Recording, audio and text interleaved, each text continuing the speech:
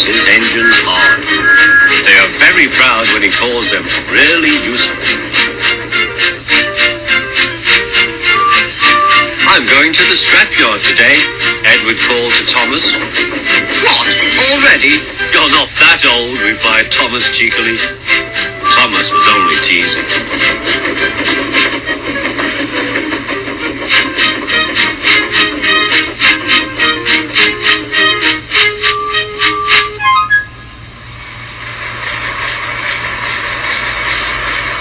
The scrapyard is full of rusty old cars and machinery.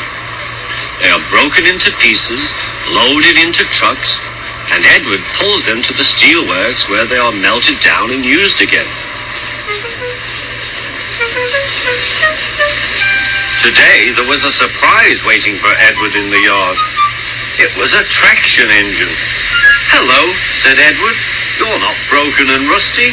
What are you doing here? I'm Trevor. They're going to break me up next week.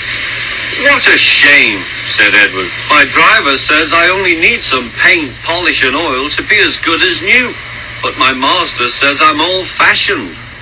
Edward snorted. People say I'm old-fashioned, but I don't care. The Fat Controller says I'm a useful engine. What work did you do? My master would send us from farm to farm.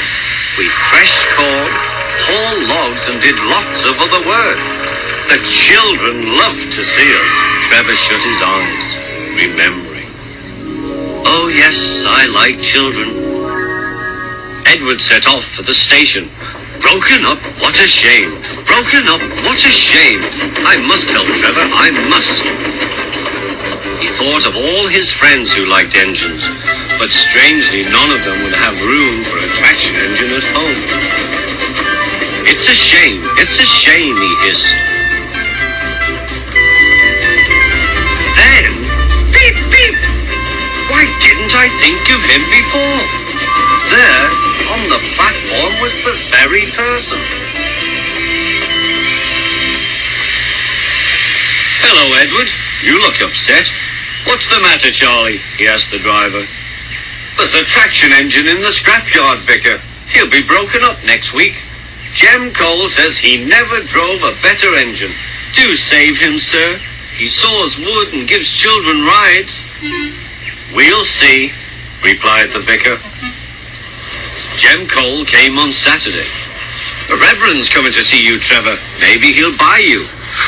Do you think he will? asked Trevor hopefully. He will when I've lit your fire and cleaned you up. The vicar and his two boys arrived that evening. Trevor hadn't felt so happy for months. He chuffered about the yard. Show your paces, Trevor, said the vicar.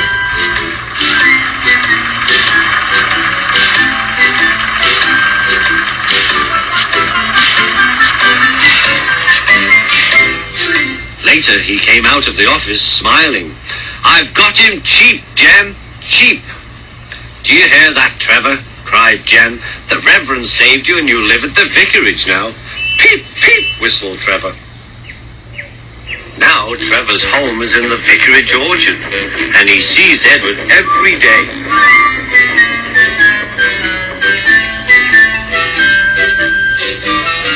His paint is spotless and his brass shines like gold.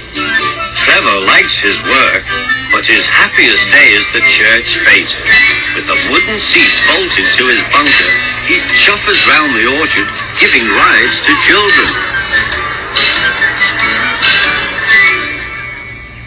Long afterwards, you will see him shut his eyes, remembering.